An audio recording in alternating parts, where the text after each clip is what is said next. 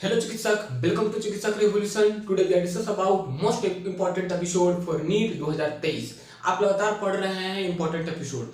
अभी तक देखिए हमारा ये क्या है, लेक्चर नंबर एपिसोड नंबर 8 होगा हमारा। हमने 11th पोर्शन सारा कंप्लीट कर दिया, ए टू जेड जो भी बॉक्स दिया हुआ था। मैं बॉक्स की बात कर रहा हूँ, एनसीईआरटी जो डायरेक्ट जहाँ से क्वेश्चन बनती है उसके बारे में। आज हम लेके आए हैं आपके लिए 12th पोर्शन लेके आए हैं, जिसका चैप्टर का नाम है reproduction in organism. I hope बहुत इंपॉर्टेंट होगा आपके लिए, फ्रूटफुल साबित होगा ये एपिसोड। तो लिसन केयरफुल्ली और लगातार आप एनसीईआरटी पढ़ रहे हैं मल्टीपल टाइम बाई। आपके पास जो समय वक्त बचा हुआ है वो आपके लिए क्या है, सफिशिएंट है। अभी भी पॉसिबल है कि आप 600 प्लस कम से कम मार्क्स कर सकते हैं नीट में। ओके, चलिए शुरू करते हैं। देखिए पहला इसमें लिखा हुआ है क्या, अप्रोक्सीमेटली लाइफ स्पेन। इस चैप्टर में जो क्वेश्चन पूछता है आपको कभी नहीं पूछेगा कि बताइए एलिफेंट का लाइफ स्पेन क्या होता है, क्रो का क्या होता है, बनियान का नहीं। तो किस तरह क्वेश्चन पूछेगा, असेंडिंग ऑर्डर पूछ देगा, डिसेंडिंग ऑर्डर में पूछ देगा। फिर पूछ देगा क्या कि आप अरेंजमेंट कीजिए, हाई से लो, लो से हाई, है ना। इस तरह आपको ये क्वेश्चन पूछेगा। तो ठीक है, ध्यान दीजिए। करा एलिफेंट, तो एलिफेंट का जो एनसीईआरटी बुक लिखती है, एलिफेंट का जो ईयर है वो लिखती है आपका 70 to 90 ईयर्स होता है। ठीक है, ये अप्रोक्सीमेट डाटा है। देखिए लिखा हुआ approximately life span. Life span का मतलब पता है ना कि जो नेचुरल बर्थ तो नेचुरली होता है ना। बर्थ टू नेचुरल डेथ के बीच का duration between the birth to natural death is called life span. जो जन्म है उस मृत्यु तक का जो बीच का जो ड्यूरेशन है वो क्या आपका लाइफ स्पान ही तो है। नेचुरल डेथ की बात कर रहे हैं हम, ठीक है। तो याद रखिएगा एलिफेंट का जो है 70 to 19 ईयर्स है। डॉग की बात करेंगे तो जो एनसीईआरटी बुक में डाटा है, जो अच्छी बुक लिखती है वो 20 ईयर्स लिखती है।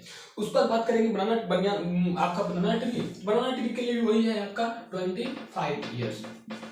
क्रोकोडाइल्स काफी अच्छा जीता है क्रोकोडाइल, तो इसका जो एनसीईआरटी लिखता है वो 60 ईयर्स है ना। 60 ईयर क्रोकोडाइल के लिए क्या है, सफिशिएंट है।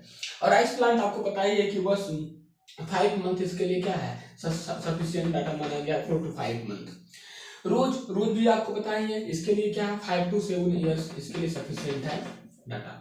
बटरफ्लाई के लिए देखा गया जो एनसीईआरटी बुक लिखती है वो उसका वीक होता है 1 से लेकर के 2 वीक्स बात करेंगे।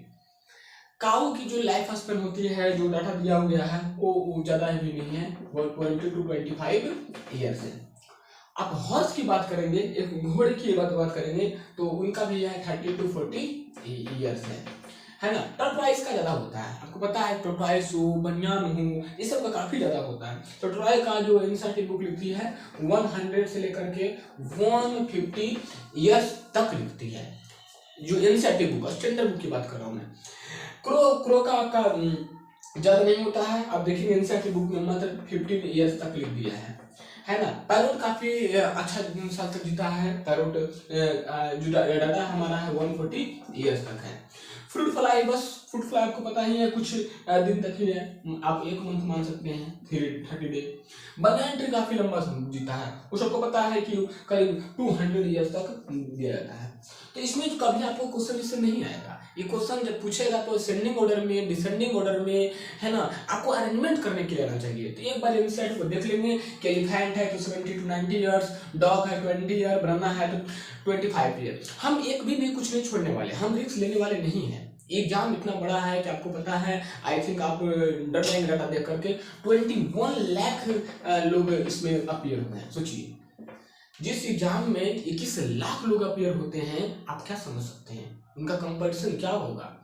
हालांकि हमको 21 लाख से मतलब नहीं, हमें तो एक सीट ही चाहिए ना। अपन तो एक सीट के लिए फाइट कर रहे हैं, दिस इज मस्ट इम्पोर्टेंट। आप समझ सकते हैं डाटा कितना बड़ा फिगर है, 21 लाख।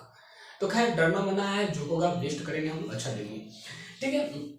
फिर क्रोकोडाइल है 60 ईयर्स है। लाइफ प्लान 5 मंथ तक काम कर, इसका जो लाइफ स्पान है रोज 5 to 7 ईयर। बटरफ्लाई 1 से 2 वीक तक। Cow 20 to 25 year. Horse 30 to 40 year. Tortoise 100 to 150 years.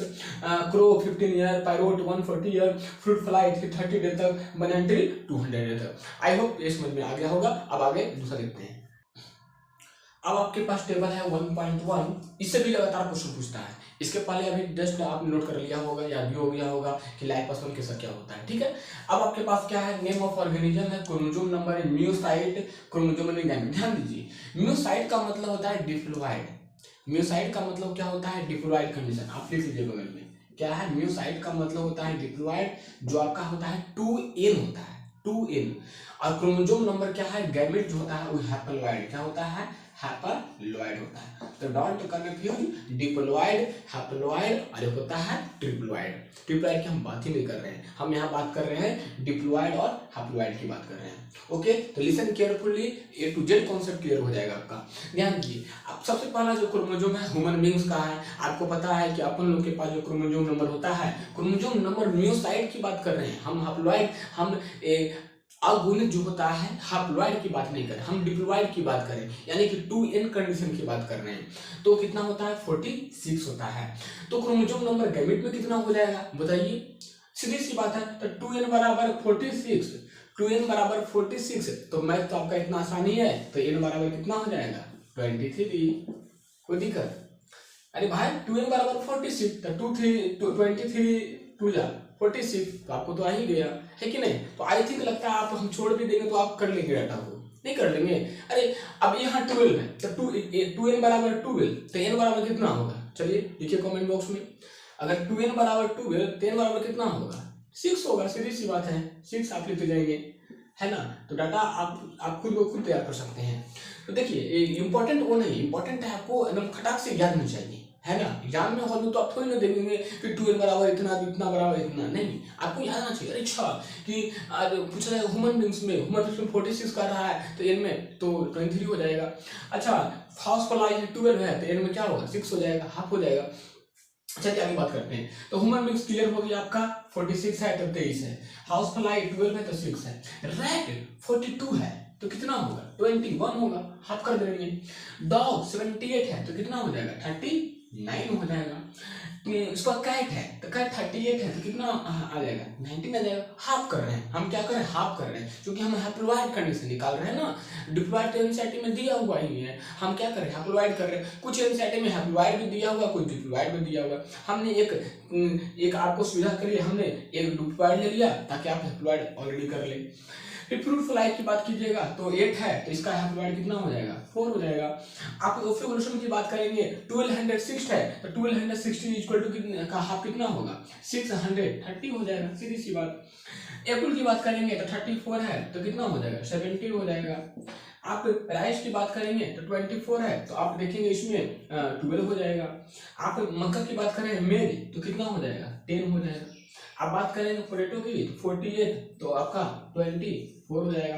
आप बात करेंगे बटरफ्लाई तो 380 तो 190 आ जाएगा, 190 आ जाएगा। आप बात करेंगे अमोनियम की बात करते हैं तो ये हैप्लॉयड में आपका कितना आ जाएगा, ये आ जाएगा। I hope all concept are clear हो गया होगा। एक बार फिर देख लीजिए हम डाटा को, ठीक है, आराम से। Human beings 46, house fly 12। देखिए कोई हम मैं तो मेरी सजेशन यही है कि आपको दो में से कोई एक कर ले, चाहे आप हैप्लॉयड कर ले तो 2 से गुना कर ले, डिप्लॉयड हो जाएगा, या तो डिप्लॉयड कर ले उसको हाफ कर दे, तो वो दो में से कोई तो एक तो करना ही पड़ेगा ना।